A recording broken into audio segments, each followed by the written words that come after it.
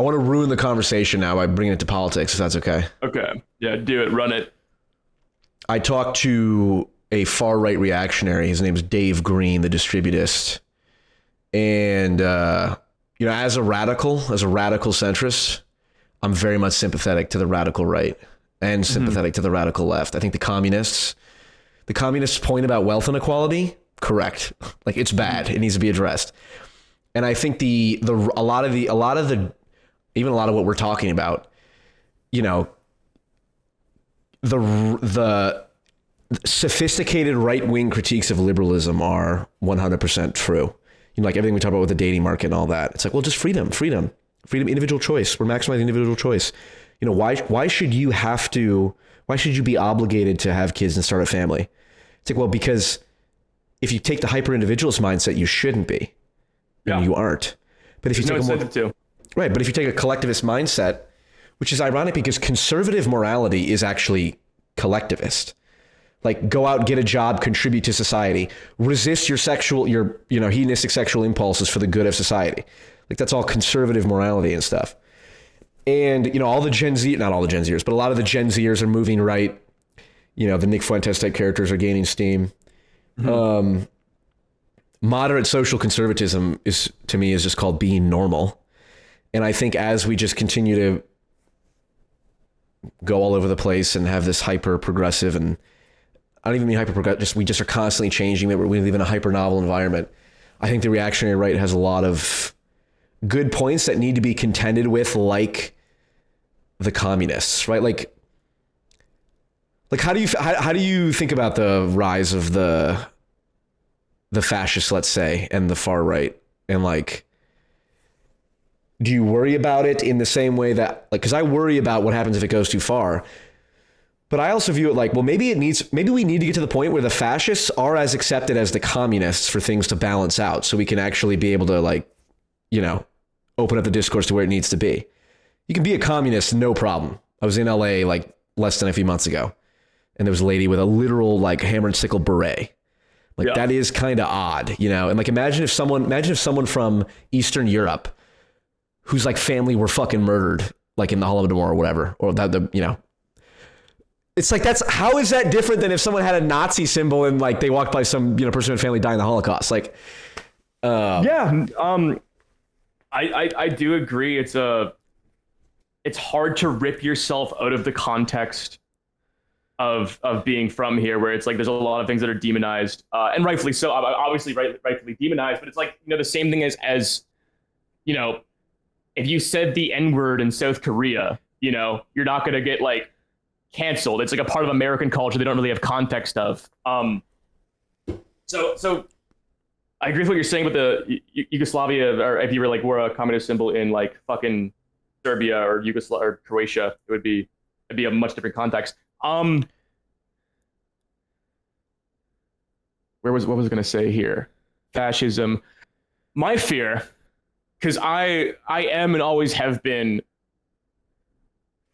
guided by the fundamental belief that class is the only distinction. Right? Like, there's just class. And no matter what you divide the group on, whether it's black and white or trans and cis, gay and straight, the biggest thing that divides any binary of people or any group of people from another one is class first and foremost. I would agree. If you address class issues, the other inequalities will be mitigated at the very least. There will always be racist people or homophobic people, but addressing class problems and raising the lower class up, and addressing wealth inequality and relative poverty will change the lives of marginalized groups far more than any sort of affirmative action on the basis of identity. And I worry with the right, because the right has the right. I think the far right has the problem dissected, that we're in a meaning crisis. It's why Gen Z is so attracted to the right, because the right has answers. The right has like goals to reach. It's okay, what's your life all about? Okay, well, now I'm going to be like I'm going to be theocratic.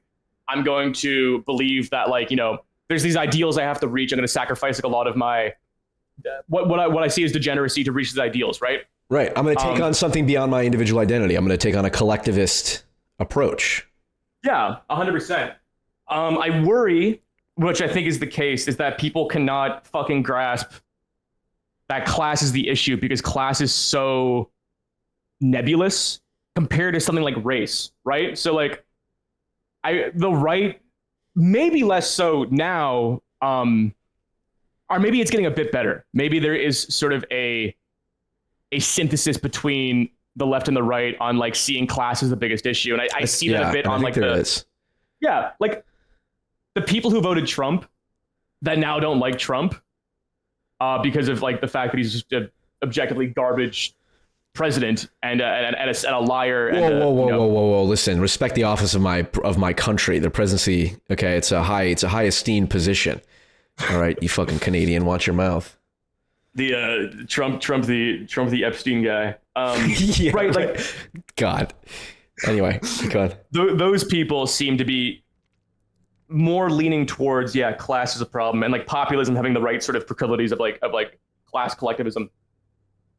I worry the right won't get that. I'm worried the dominant, like the emergent narrative of the right that is coming off the internet with someone like Nick Fuentes will be divided on race or something like that, right?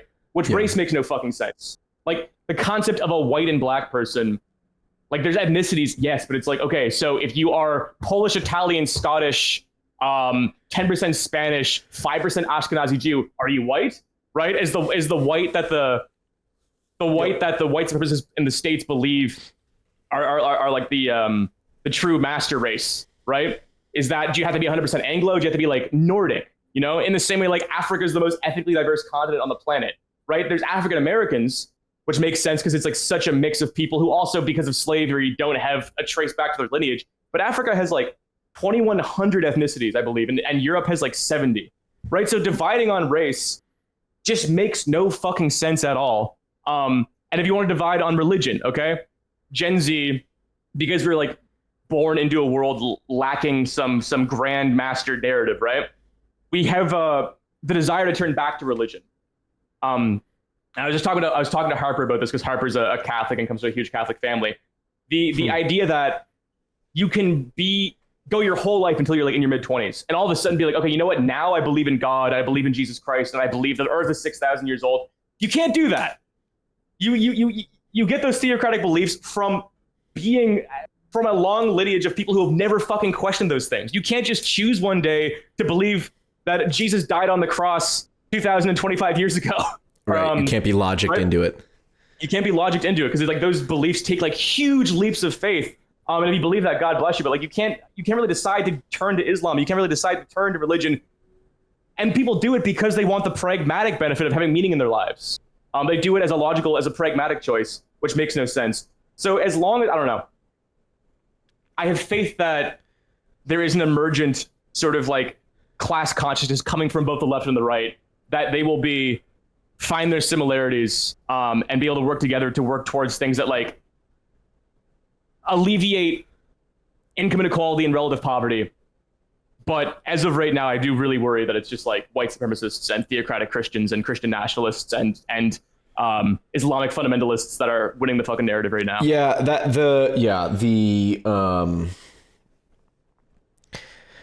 white identitarian people. Have you seen this whites only community out in the Ozarks? No. Have you seen these clips? No. There's this guy on YouTube who I actually came across like a year or two ago prior to when it started going all over viral. If you look it up, you'll find it. But there's like a whites only community in the Ozarks. It's like, it's a perfect example of like these people. I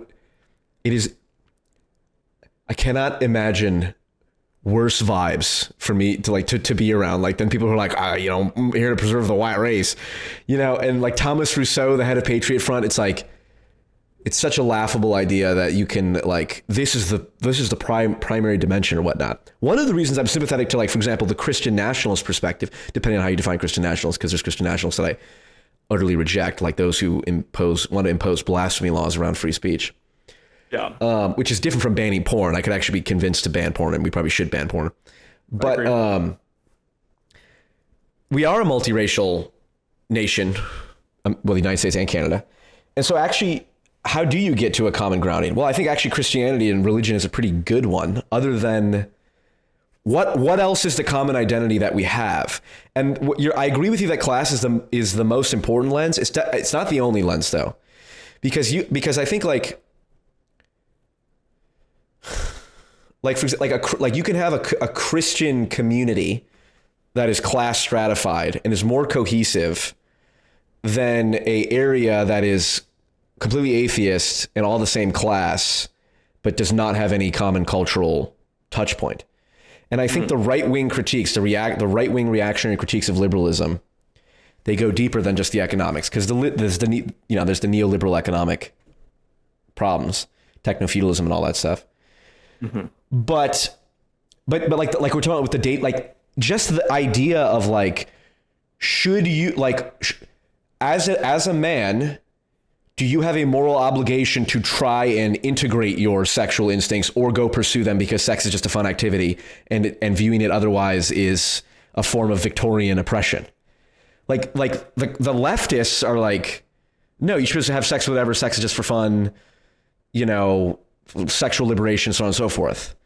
That's not a class issue, because that, you can have people in lower to higher class believe that independent of how much money they have. And so I think the right-wing reactionaries are correct when it comes to like sexual liberation stuff of like, yeah, we went way too hard on, oh, everyone just fuck around. It doesn't matter. Having kids is an option. If you want to do it, go get a career first. Like your primary goal in life, especially to women are, this is one of the reasons that I think the women hating right is so fucking stupid. It's like, if you really believe what you're saying, then you should recognize that women are really victims. Like if a woman foregoes relationships and just pursues career all the way until she's 35 and then only then finds out like, oh fuck, this is not actually fulfilling, but now it's kind of too late or it's very difficult. I feel that you should feel bad for her. She's a victim. And, oh, well, but she's part of the thing. It's like, okay, well, it's kind of nonsense. So yeah, obviously the far right can go too far, just like the far left can go too far. Like obviously but this is the thing. I don't ever feel obligated to, hey, I think the left is totally right about like wealth inequality and all that, but I'm not a communist. I think the communists can go too far. It's like, no, I think the right is very correct about a lot of the cultural critiques. Yeah. And it's why and the young men are recognizing this, and that's why they're moving right. And I think it's just important to acknowledge that, because by doing so, you relieve a lot of the pressure on the whole issue. And like the whole Jubilee thing with Mehdi Hassan debating those fascists or whatever. I just saw the Twitter clips. Yeah. I didn't watch the whole thing. The rest of it's not very good. Don't believe it or not. It's all kind of nonsense like that. But like I keep seeing like Kyle Kalinske and these other big left-wing channels are like, we should not even be having a conversation with them. It's just like, nope, wrong. Like you should have conversations with communists. You should show people where the extremes are on the left. You should show them where they are on the right. And then from there, you can actually better calibrate where the reasonable right-wing position and reasonable left-wing position is. Mm-hmm. That like 100% agree.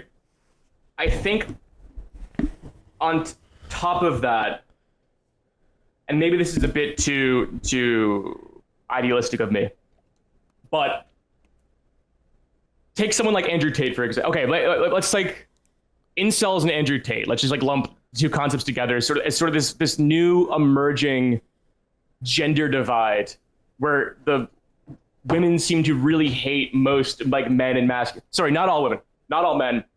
There's a narrative forming. This isn't a broad statement. I'm not making statements about like giant groups. There is a narrative that's kind of impossible to ignore of the sexes starting to like really fundamentally dislike each other. And you look at like the masculine side of it, right? With someone like Andrew Tate propagating a lot of this stuff, or the incel phenomenon of like the amount of like sexless men that are rising year after year, right? And I feel like this sort of centrist or like liberal narrative is to look at these things and be like, okay, Andrew Tate, there's absolutely nothing to think about. This is an evil man who has hypnotized an audience of people for profit. And the incels, every incel is uniquely bad and evil, and they're just rotten to their core. With never asking, as we should ask with the right and with the rise of like fascist tendencies in young men specifically, why the fuck is there an incentive for this? Why, when someone like Andrew Tate pops up, does he immediately? He's not hypnotizing people. Correct. There's an incentive. There's a demand for that kind of content because obviously 100%. there's something in the culture. 100%. When you get a room of like, so-and-so debates 20 fascists and all the fascists are men around 25, no one thinks to ask, why the fuck are Gen Z going fascist? They think, oh, all these people are individually bad. It's like, okay, yes, maybe. They definitely have some rotten ideas. Why is there a fucking incentive for that? What do we address to erase that incentive? But no one goes that far because it gives credence to an empathy towards a movement that like liberalism wants to deem as objectively hateful. Yep. Because liberalism needs an enemy, and the enemy is the fascist. This is the whole. Do you know Jonathan Peugeot by any chance? I was just listening to his podcast like fucking yesterday. Okay. Peugeot. I think Peugeot might be the single most important intelligent figure when it comes to this issue, like the how to properly deal with the rise of the far right. Because he's making that point. It's like, who is, so here's the hypothesis or the theory. You're in a religion no matter what. Like if you're a human being, like you said, we're narrative creatures, right? And religion is just the meta narrative that you live in, right? Your conception of good and evil. It's like, okay, if you live in the West, what is your religion if you're not Christian? Well, Hitler is Satan. The Holocaust is hell. Racism is the ultimate sin. That's what we learn. So that is what, I mean, and capital accumulation being the highest ideal, like the point of life. Yeah, right. And material. Yeah. And yes. Yeah, right. But even that, it's only, yes. This is like and I use the word indoctrination fairly intentionally here, of like, I watched the Diary of Anne Frank when I was in 7th grade and I was crying a bunch, it shows a young girl getting fucking massacred in the Holocaust. Yeah. It's like that's the equivalent of showing the Passion of Christ to a 7th grader in a Christian. If you want someone to be Christian, you'd get them early of like, here's the most dramatic representation of like the suffering of Christ, and then you become like, what do you call it? Emotionally connected to that. And so like with far right extremism, which is obviously Nazism and all that, like because it gets I want to say indoctrinated because it is. And I guess you can use it positive indoctrination because like would I view a child being indoctrinated into the Christian religion? Is that a bad thing? I don't necessarily think so. So, whatever. But because it's drilled into you as a child, we're wired now to hear fascist equals Satan equals bad. And that's our religious system. That's the thing that orients all of our other morality. So that's why there is no space for, oh, this person's a fascist. Well, why are they leaning towards that? Like maybe there's valid reasons here. It's because our conception of fascist, Nazi and all that is literally just pure evil. These people are like almost non-human. And I think that's just so obviously laughable. It's like the idea that the worst people in history are not human is self-evidently false. That's the opposite lesson you should be learning from history. The lesson you should be learning from history is this was a civilized society and look what it became. And if you don't like examine, okay, well, what happened here? What is the psychology behind this and all this stuff? What are the draws to fascism and all that? Like, well, hey, maybe when people say, hey, just treating sex like some casual activity and just hyper commodifying it and having OnlyFans and hyper liberalizing it, that's actually bad. And that explains why a lot of young men are moving right. To even have this conversation is fascistic. I mean, what do you think of that fellow straight white male? You got there? Because I was going to cut you off and be like, the Hitler, I know exactly what you're saying, but Hitler's a bad example. Only because for the purpose of communication and the purpose of communicating that idea, I think it's like just giving any credence to like the concept of a Nazi it really turns off a lot of like people who aren't people who haven't heard that argument before. Immediately turn shut off. their brain off. Yeah, that's fair. Yeah, because I'm so ensconced in the Jordan Peterson 101, you could have been a Nazi camp guard and you need to understand that. Yeah. I guess I have a bad sense of the how the average. It is funny because I have had conversations with people where it's like someone will ask me something that I don't know. I'll say something to the effect of like, oh, I know I have the capacity of murder within me. Like I'm a human being. Like the entire history of humanity shows that. And they're like, wow, that's kind of weird and insane that you'd say that. I'm like, oh, you know nothing of the shadow and Jung and all that, which is fine. And, but I do, go ahead. Well, go ahead. Finish your point. No, yeah. I'm just reiterating what you were saying. I agree 100%.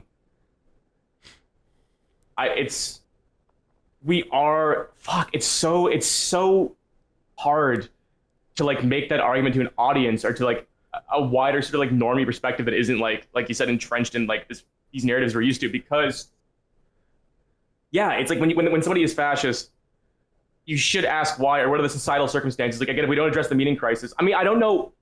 Fuck, JJ bought me this book that I need to finish. It's called Before the Deluge, and it's just like the history of Weimar Germany from 1919 to the rise of the Nazi Party, and lays out like what were the exact societal circumstances that led to the rise of the Nazi Party. And it is like the footnotes is like Germany was really embarrassed.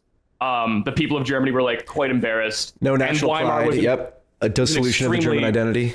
Yeah, exactly. And then coupled with Weimar Germany being at the time a very, very decadent sort of like degenerate society. And I use that like in context to now it wouldn't be, but like at the time it's like you go from monarchy and national pride and civic nationalism and racial nationalism to like a complete absence of those things where there's like just drug use and sex work. And like Weimar produced a lot of like amazing art movements I've talked about in like a lot of my videos. Fucking Einstein came from Weimar Germany. But it's like, yeah, those things coupled, which we are sort of approaching in a, no, I wouldn't go as far to say that 2025 America and Canada is like Weimar Germany, but the kernels of lack of national identity coupled with a degenerate society without meaning are there, right? And when you have that, again, if you have the fucking intuition to ask the question, why the fuck do these things form, without just being like, oh, anybody who, exactly what you said, like the sort of narrative we're taught where it's like anybody who has a single racist idea is like literally not worth engaging with on any capacity, and it's meaningless, and they're just bad, evil people. That's a bad intuition, because if you ask that person, if you get to the source of why that person feels that way, there is a synthesis where there's a productive result that isn't racial nationalism. Yeah, there's a bunch of things.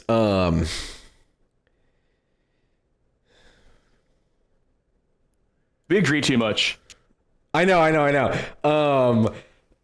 All right, hold on. I'll finish this point, and then I want to ask you if there's anything that's one of my questions I wanted to ask is, what do you think I'm most wrong about? But to that point, it's like, how do I say this? Yeah, the decadence and degeneracy. That's first off, like you even have parallels of like Magnus Hirschfeld performing the first sex change operations and all that stuff, and like transgender stuff being very popular in Weimar Germany. I think Berlin was the sex change capital of the world, and then we have parallels now. And it's like it's interesting. You talk about the normie thing. It's like most average people are disgusted at the idea of children getting sex changes. Yeah, 100%. Right. They always have been. There's correct, like, and I would say first off, rightfully so. But that's an example of, okay, hold on. Are you or are you not genuinely interested in curbing far right extremism? Because I am. I'm actually worried about it, right? And it's very, it's an impossible paradox to explain to people. Well, then why are you so simple? Why do you constantly steelman it? Why are you trying to make the case for all the time? It's like, I sort of view it like this. I'm curious what your thoughts are. I have an audience. I have a platform, so to speak. I have reputation points, quote unquote. I have PF Jung coin, PF Jung stock. Goes up and down in terms of validity. Okay, let's say there's a tidal wave of far right stuff moving towards us, right? Mm-hmm. So that 5 years from now, what I'm saying now will be considered far left or something like that, right? Like the pendulum will have swung so much so that, saying racial supremacy is bad is like a far left talking point rather than just a common sense one. Okay. What I believe in is by talking about what we're talking about, of course you can be, if you are attracted to fascist ideas, half of that, there's a possibility there's something wrong with you, but there's very likely the fact that so many people are attracted to fascist ideas indicates that the ideas have some allure to them that is actually valid. They're actually offering some sort of, at least in theory, alternative to the current situation, like a more cohesive identity and all that. Saying things like that, which, okay, this is gonna, and then talk about Hitler, like Hitler being the arch demon, where anytime you want to be able to talk about like, hey, we need a more cohesive national identity or something like that, you just evoke the frame of fascism and Hitler to get dismissed. Which would sort of be like if we were living in like imagine we were living in like Poland or something, or Czechoslovakia, a country that was, ruined by, would be the Czech Republic, right? Is a new one. Or Romania, or some country that's been fucked by communism. And you and I wanted to talk about wealth inequality. And every time we brought up wealth inequality, someone called us Stalinist. Oh, you know who else talked about Stalinist? And the rich being too rich? The Stalinists. And they just evoke that frame. And now it's like, that's what we're doing with Hitler in terms of like, okay, it's like, and really Hitler is just a substitute for fascism, and fascism is a substitute for the idea of like, hey, you actually need like a cohesive culture or whatever. That's what those fascists keep bringing up. Hey, let's not have open borders and stuff. Again, these are just common sense points. To the normie, I might say something like that, and it's like, oh my God, Paul's fucking wrong and he's bad. He's an idiot. But it's like I just invested in some stock. Like I know that 2-3 years from now, because again, this is it with the goal of opposing far-right extremism, by robbing them of their valid talking points, establishing myself now as I get what they're saying, right? Just like I get what the communists are saying about wealth inequality, even when they go too far and talk about making memes about killing billionaires and shit like that. Like that's pretty bad. I'm buying in now because I see the tidal wave coming, and I want to be in the right position to have enough credibility to be able to address this in the future. And I think that's just a necessary thing to do in order to have credibility on these issues. And that like, never mind all of this wraps into like, okay, Israel and stuff. It's like you criticize Israel, now you're Hitler. It's like, again, here's the example of, we have this, evil, genuinely evil person that is now being used to silence any sort of, well, wait, can we ask questions about, well, why is there such an extremely strong Jewish relationship to Israel? Why is Ben Shapiro saying he's more loyal to Israel than he is the United States?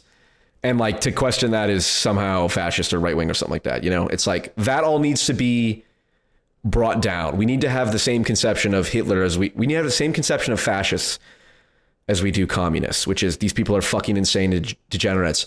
But we're not going to lose our minds because they exist in society. Like the fact that I know communists, like I'm not like offended by their existence. And I think their existence actually helps calibrate where we should be on the left. And I think, very right-wing people help us do that on the right. I'm trying to get the stream canceled, Brogan. Few things. Communism not communism in a vacuum. Communism is such a broad, abstract term. I think when someone says I'm a communist, I like don't really think anything. I'm like, oh, cool. We're probably gonna like, honestly, I'm not like, I believe in market principles are important. I think that it's undeniable that societies that shift towards a market-driven society end up doing better because competition is so important for like the emergence of good ideas that are actually beneficial collectively, because there's an incentive, and it's sort of like it's like the best form of democracy in choosing like what tools you want your society to have. And regardless of like what you think about markets or not in the abstract, it's like every fucking country that tries to become like America does better. And that's undeniable. But when I meet a communist, I'm like, cool, we probably agree on a lot of stuff, because the communists, people who have that sort of like more tanky mentality are like very cognizant of the meaning crisis. They're very cognizant of wealth inequality. They're very cognizant of like needing a collectivistic, like quasi-nationalist mindset of like group goals, believing in things beyond yourself. When someone says when someone says they're like a Maoist, or when someone says I'm a Stalinist, or when someone says like I'm a Gonzalist, I'm like, cool, you lost the fucking plot. Like saying you're a you're a Stalinist is like saying you're a you follow fucking Pol Pot or Pinochet or something. Yeah, and I would draw maniac. I would draw that same distinction between Nazi and fascist. Like if someone calls himself a Nazi or tries to be like, they're like pro-Hitler or whatever, it's like, okay, you are literally, you're deranged and insane. Yeah, there's Whereas a mental fascist. illness. Yeah, I think fascist, because you can separate fascism from Nazism, and you can have you can analyze fascism as a government structure, like in theory, just like you can analyze communism as it. Yeah. And so but the problem is the inextricable link to fascism and Nazism, and then communism and Stalinism and Maoism and all that. Yeah, I mean, Mussolini. Oh, had dude, no super progressive. He had no racial shit until he got little broed by Hitler. Yeah. Had Hitler. I saw had that in there been a Greg's world with video. No Nazis. I saw that in Greg's video when he read the Mussolini quote or whatever, and it's like, fascism knows no race, we are all one, or something like that. It's like, God damn, bro. Yeah, it's crazy. Hitler was just Hitler little broed him. Then he was like, fuck, I have to hate the Jews now because Hitler hates the Jews and we're friends, right? So you are, I agree. But it's also like, we had the same issue with the Taylor Lorenz soy pill debate that we had at VidCon, where Taylor starts saying that anti-mask laws or the dropping of COVID restrictions was eugenics against disabled people, right? Yes. I know what she's saying, but just for the purpose of pragmatic communication and people understanding your ideas, eugenics is the wrong word. In the same way, fascism is the wrong word, or these are the wrong words to use because there is just not enough. People are not enough on the same page to have a good grasp of what that means. So my theory, I agree with you. I would have agreed with you even more 6 months or a year ago, and even more 2 years ago. I think that's changing. Like Kanye West comes out with a song called "Hail Hitler," like the culture. And here, look, I almost. So it's impossible to articulate all the things that motivate me and shape my things. You know how many of I have many friends who are normie in the truest sense, get annoyed when I bring up politics. Don't watch any of, well, my videos are bad, so they wouldn't watch them anyway, but are not interested in the political space at all. They send me memes. They send mostly sports related stuff. 1, 2, 3, maybe 4 in the last month have sent me Nick Fuentes clips. Oh, nice. Yeah. Okay. That is a barometer metric to pay attention to. This is not this, like the culture is moving. And that's my point about investing in the stock. Like you need to, the person who's capable of saying the difficult truths, I think earns a long-term advantage. I don't care how many fucking FD Signifier and Destiny fans are going to be upset with me for this.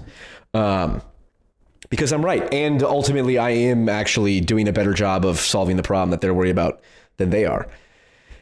And did you see any of the Destiny Turning Point debates recently? Not the Turning Point. It wasn't Turning Point. I don't know what the fuck it was. He was like in a restaurant somewhere debating people. Destiny? Right? Yeah. Did you see this? It was like 2 weeks ago. Eardite was there as well. I don't know what the fuck it was. Anyway. Sorry, just there's a fucking, to speak to your Destiny audience, because there was a really interesting conversation that he had where Destiny keeps making the point over and over again, where he's like, we live in, the best material prosperity we've ever lived in. And you're objectively wrong. And he's right. You are wrong if you try to argue there's another point in history where there's more material prosperity than there's right now. But the other guy is like, I agree with you. Yes, we have material prosperity. To what end? For what? Like, where's the future? Right? We can consume, we can buy shit. We have houses and food. For what? Like, where does it go if we have material prosperity and no meta narrative? I would get rid of my iPhone tomorrow and trade it for the shittiest flip phone if it meant I could be in like a community with all the friends who are in my contacts to begin with. It's like, this is the poor people have iPhones thing. It's like, we all agree iPhones are just addictive fucking drugs that are making us sicker. So how is that a point in your end? It's like, oh, good. We can stave off the, the recognition that people's lives are devoid of meaning and stuff. And I do agree in the sort of long-term gain of saying uncomfortable things that at the time get you in trouble, but ultimately, I don't know. I guess it's like the principle of being trying to become or aiming towards being like uncancelable. is that, like, I'm not a safe person. None of my videos really have like a safe, I try not to cultivate like a good lefty audience, even though I feel like I agree with the left and get along with the left far more. Yeah. Because it's like, I want long-term, I don't want viral success. I don't want to be in a position where I say one thing incongruent with what I've said before, and then I get called a sophist, right? I want to be like, I want the long-term success and the long-term gain of like, oh, this, he's retarded, but he says what he wants, and sometimes he's right. Yep. It's funny. I've talked to people who are so hamstrung by their own audience. They have to like filter out so much stuff. And it's just like, dude, what kind of prison is that, dude? It's like, I want to be able to say what I genuinely believe to be true as best as I can. And like, I know my motivations and stuff, which is why I'm so, it's like, again, I've, especially with the far right stuff, I've talked about this on my channel. Like, I have family who went far right is an understatement. Like, I've seen it rot people's brains in like ways that has ruined or severely impaired relationships. And so, like, I've seen what that is. And so I think it's important to just get ahead of it and all that. I think Curtis Yarvin makes a lot of good points. About what? That you need a strong executive leader to enact the kind of changes that need to be enacted to address the issues that we're talking about. And you know what convinced me of this? And the guy I talked to, Dave Green, the right-wing reactionary guy, he pointed this out as well, and it's Curtis Yarvin's point out. FDR is the example of the fascist that Curtis Yarvin likes. Curtis Yarvin cites FDR as the kind of president that he wants. And I'm like, wait a minute, FDR is a hero of the left. So wait, if Curtis Yarvin's a fascist, which is that fair to say? Is that like what a lot of, would politically engaged people call Curtis Yarvin a fascist? I don't know if people would call Curtis Yarvin a fascist per se. They call Trump and JD Vance fascists. He's sort of too... Curtis Yarvin is far too abstract and it's like he's too, high-minded. It's too much of a compliment. He's too schizo. He's too out here. Like, he's too out here to be like, literally a fascist. Because you can I can pontificate about the perfect society until the cows come home. But if I don't have like a single connection to the material realm or policy, then it's like, who am I? Right. Well, to the degree that people would accuse Yarvin of being fascist, which our mutual friend Soy Pill, I'm very sure would, since he, like many leftist soy boys, like to throw that term around. I just wanted to throw in a dig at Soy Pill. Did you read my question to Harper? Yeah, we did. Nice. All right, good. Don't tell me. I want to watch it. Okay. But to the degree that Curtis Yarvin is fascistic, it's like interesting because he's saying FDR is the model president. So if that's what you mean by fascist, then fascism is good because that all the left-wingers like FDR for the New Deal type stuff and the sweeping reforms and the just ignoring the courts and all that stuff. And I'm like, okay, interesting.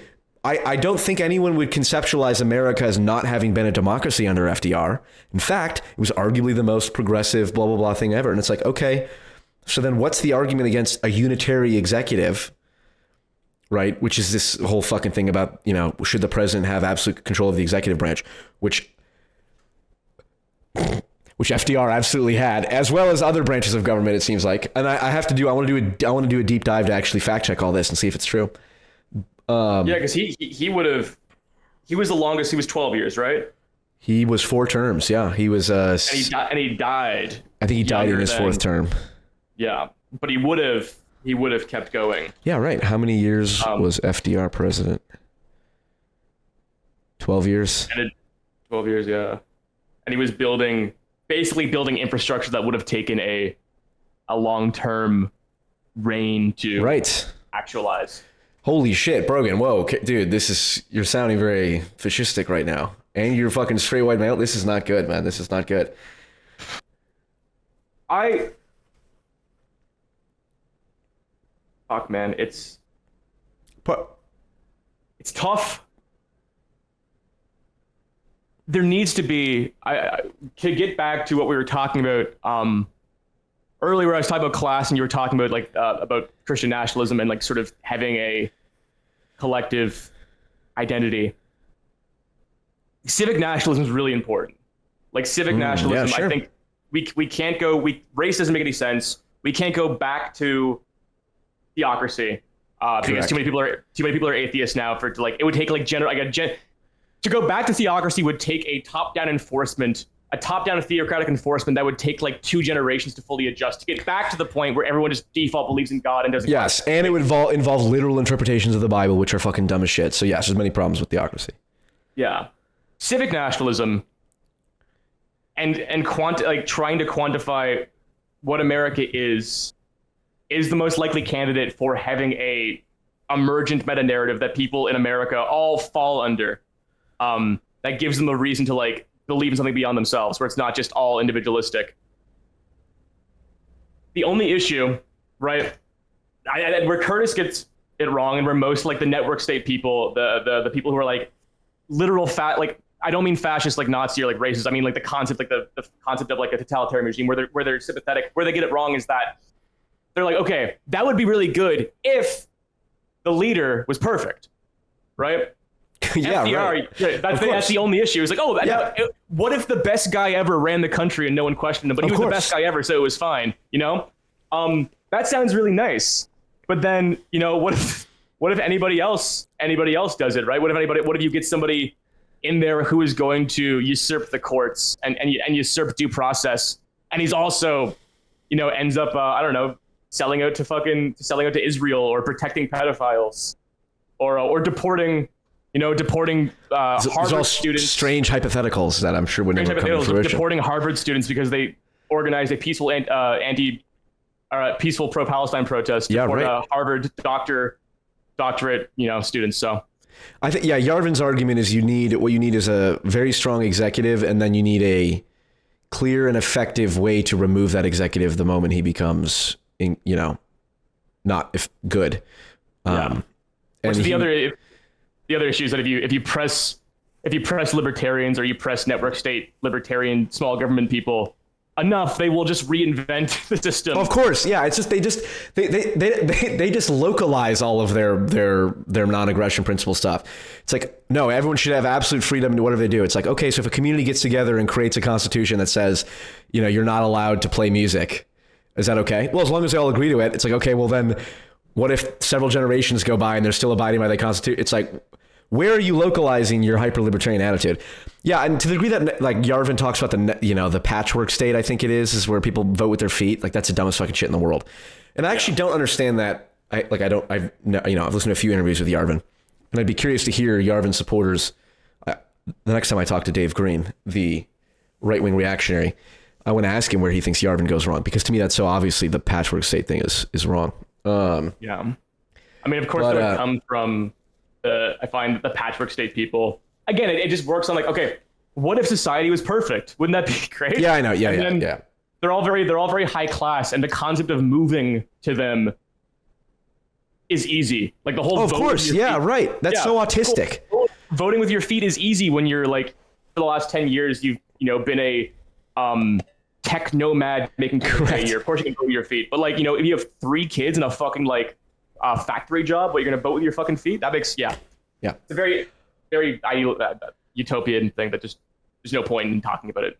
All right, I want to ask you, where do you think I'm most wrong on? We agree too much. So what is the thing that we disagree on the most, you think? I don't know. I think you are far too tolerant of all these left-wing Satanists that you house in your studio. Like I'm tired of I'm tired. I'm a little tired of lefties. I do miss, although I don't know, the studio culture is sort of developed where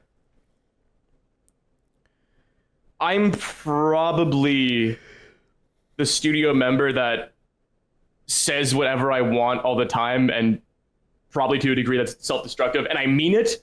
I think we're like, because me and Greg are similar, but like Greg's a bait and switch. Greg does bits. I mean everything I say, and my brain is falling out of my head. I'm so open. So this is Are where you the most right-wing person in the studio? Probably, to the point where, like, I'll say things like, I'll be like, oh, people shouldn't get like invasive gender whatever HRT or invasive surgeries till they're 18. But like, I'm not like, oh, you know what I actually think. This whole thing, I'm not gonna whisper it. I just believe that. I've always believed that. So I think in that sense, like, there's people who agree with me, but it's like, JJ talks about this a lot, which I find fascinating, is that JJ's right-wing friends will confide in him on their left-wing opinions, and JJ's left-wing friends will confide in him on their right-wing opinions. Oh my God, dude, yes, that happens dude, let me tell you, as a radical centrist, all the time, dude. Oh, like, dude, and you can tell, when people are like someone will send me an article that, like, you know, validates some right-wing or left-wing viewpoint, and they're the opposite, and they just send it to me, no caption, and I'm just like, what have I been saying? You know? But okay, yeah, that's fair. So yeah, so you're the most right wing. All right, so what do you think I'm most wrong about, or what do you think we disagree the most on? Fuck, just start positing. Just toss out some like core beliefs, and I'll pick one. I'm trying to think of ones that we would maybe disagree on. Let's see. Vibes, as important as logic, for sure. Yeah. That's like a central one. Do you think I call out people autistic too much? Collateral damage from mimetic warfare. I'm going to do a video on that. Collateral damage from mimetic warfare. The principle of collateral damage in mimetic warfare. Like, offensive comedy might turn off people who would otherwise hear your message. But like, it also is important, you know, like dropping a bomb on like an important strategic location will kill some civilians, but like, it's also important for winning the war. So maybe you have to do things. So this is going back to what we were talking about, like the collateral damage of like, hey, I don't think fascism is as bad as people say it is. Here we go. I'm saying it. I'm going to say the same about communism. I don't think communism is, I think fascism is terrible. I think communism is terrible, but I think the cultural narratives we created around them are actually worse in the degree that they suppress the important things we need to talk about. You know, that's collateral damage, because people will be like, oh my God, you're normalizing fascism. It's like, that's, I think, you know, maybe if I were to disagree with you on, it's tough because I don't have a lot of serious discussions with people. I'm not often in a position, I guess in my YouTube videos are always, I write my videos in a way that is going to not set off, you know, if I do a video on like dating, or if I do a video on like gender dynamics or something like that, I'm not going to write the video to appease a reactionary core that I know would like really like the video. I write the video to make my point in a way that is just as reasonable as possible. I think it's really like two different communication styles. Is you're radical, right? Radical in the sense that you like the avant-garde, the purpose of like avant-garde thought is to like touch things that are outside the Overton window, then bring the best parts of it into the Overton window. Right. But through doing that, like you said, you turn people off. And I just think like, I see why you do that. I'm more likely and more happy to frame my statements, even though me and you would agree on something, whatever it may be. I will try to frame it in a way that wins the most possible people over, no matter what. A bunch of lefties. Okay. Because you know, it's so funny, because I've experienced this now, where it's like my default orientation, because, you know, I have a lot of viewers who, because I talked to Destiny a bunch of times, and I made the legal politics stuff, which is like sort of not left-wing coded explicitly, but like, you know, I just touched that the more left-wing. My audience is mostly left.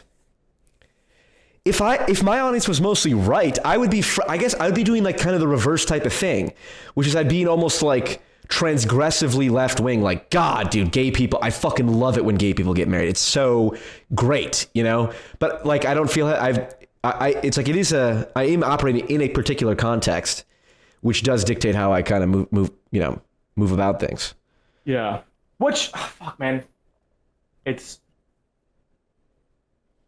I understand exactly what you mean. And I hang out with lefties. I'm in arts. I'm in like writing and critical theory spheres. My audience is going to be a bit more left wing, and I am personally more like socially conservative, I think, than most people in that space. So you are right in the sense, like, if you just reverse the contexts, I would be like, I would be trying to disseminate left wing opinions to right wing people, in a way that didn't offend them, in a way that didn't set off their alarms. But again, like I guess it's like lived experience. I don't know. I'm like a, you know, I grew up like a hick from Nova Scotia, with no fucking neighbors. My neighbor was like my neighbors were like cow farms. All I did was like drink and fuck around on dirt bikes till I was 18. Then I went to a fine arts school where I walked in. I'm like, okay, just not even because of my opinions, but because of like literally just who I am in ways I didn't choose to become. I am now the most like transgressive right-wing person in this entire space. So all of my communication comes from having to navigate fine arts school with a bunch of rich, like, queer people from Toronto, being like an actual fucking redneck. Yeah. Which I got really good at. So, you know, I do have that skill, and yeah. This is, I mean, I'm too open. I'm too open. I'm too open for you to, like, I don't know what radically you'd say. centrist. You're radically centrist, Brogan. Yeah, I don't know what you would say where I'd be like, fuck no. You know, I can't think of it. That's fair. Well, I'm sure all the Destiny fans in the comments will figure something out. If you were like, hey, having children is irresponsible because of the world's ending, I'd be like, no, you're a retard. So, I know. Yeah, exactly. I know. There's stuff I believe in, but I just think we're too aligned. That's fair. All right. Well, we're I think I am going to try and film a video here. I released the Elon Musk champion spotlight today. Oh, dope. Have you seen my champion spotlight videos before? Yes, I saw the Jordan Peterson one. Yeah, I've done like 5 or 6. Those are good. You had video do well recently. The one with Nick Fuentes in the thumbnail. Yeah, the mimetic feudal hierarchy one. Yes, because you crossed 30K finally. Yes, and you know what's so funny? This is just an example of. You ever seen that South Park? Or there's a short, but there's a clip of, I don't know who it is, Trey Parker or Matt Stone, whichever the bigger one is, talking about how one time he made a South Park episode and he thought it was so bad he wanted to kill himself. He's like, I literally went home and wanted to kill myself that night. And it was the World of Warcraft episode. Yes. Yeah. And it was like, holy shit. And it's so funny because that mimetic feudalism video, I wrote the original Substack piece for that like 6-7 months ago, and that schizophrenic framework has been in my mind forever. I've never done this before. I made a YouTube short the day that I was like exporting it, like on a Premiere, and I was like, hey everyone, I've got a video coming out tomorrow. I think it's personally going to suck, but it's called mimetic feudalism. I'm just putting it out there because reminder, don't get attached to outcomes and stuff like that. And then I got like 40,000 fucking views, and I'm like, I have absolutely zero ability to predict anything. And like the Elon Musk champion spotlight that I wrote, but my video editor mainly put a lot of hours in, I believe is currently flopping as we speak right now. But I want to film a video on something the effect of why I don't give a shit about logical consistency or something like that.